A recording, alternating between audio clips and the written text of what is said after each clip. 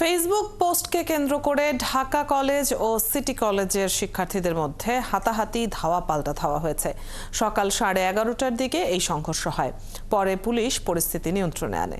শিক্ষার্থীরা জানায় এই সংঘর্ষে 2 জন আহত হয়েছে। নাদিয়া শারমিনের রিপোর্ট।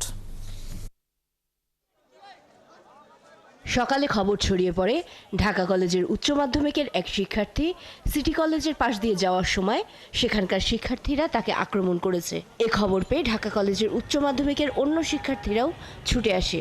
সায়েন্স ল্যাব এলাকায় শুরু হয় দুপক্ষের ধাওয়া পাল্টা ধাওয়া। দেখলাম যে এই যে ইন্টারে পোলাপান মারামারি করতেছে, সো আমরা ক্লাস আপাতত পেন্ডিং রেখে আসছি। এসে আমাদের যে ঢাকা কলেজের স্টুডেন্টগুলো আছে ওদেরকে আমরা থামাইলাম। পরবর্তীতে দেখি ওরা আরও উগ্রবাদ হচ্ছে। হ্যাঁ, অনেকে আহত হয়েছে। আমার চোখের সামনে ওইখানে ঢাকা কলেজের এক ছাত্র যাচ্ছিল, সিটি কলেজের কয়েকজন আইসা ওর মাথায় মারছে এখানে। তারপর পকেট সিরিয়া, তারপর ওর ব্যাগ নিয়ে চলে গেছে, আইডি কার্ড সহ।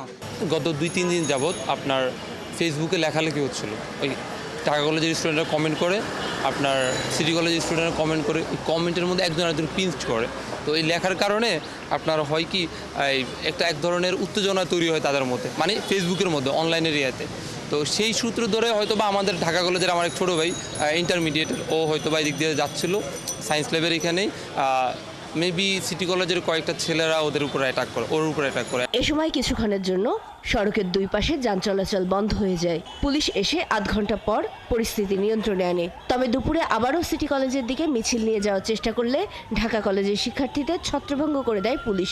ফেসবুককে নিয়ে দুই পক্ষের লেখালেখি এবং পরবর্তীতে আইডি কার্ড ছিঁড়ে ফেলা, এইসব নিয়েই হচ্ছে দ্বন্দ্বটা শুরু। তো এরপর দুই পক্ষের মধ্যে হালকা দাওয়া পাল্টা দেওয়া হয়েছিল। আমাদের ওসি সাহেব সহ আমাদের যারা ফোর্স ছিল তারা এই দুই পক্ষকে দুই দিকে সরিয়ে দিয়েছে। আমাদের কন্ট্রোল থেকে ফোর্স এসেছে। এই দুই কলেজের শিক্ষার্থীরা প্রায়ই এমন সংঘর্ষে জড়ায়। তাই এই সংঘর্ষ এড়াতে শিক্ষার্থী, কলেজ কর্তৃপক্ষ ও পুলিশের সমন্বয়ে একটি কমিটি করা হলেও তা কাজে দেয়নি।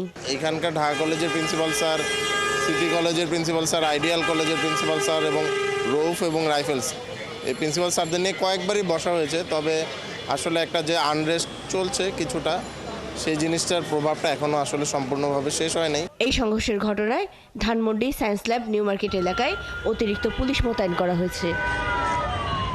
নাদিয়া শারমিন, ৭১, ঢাকা।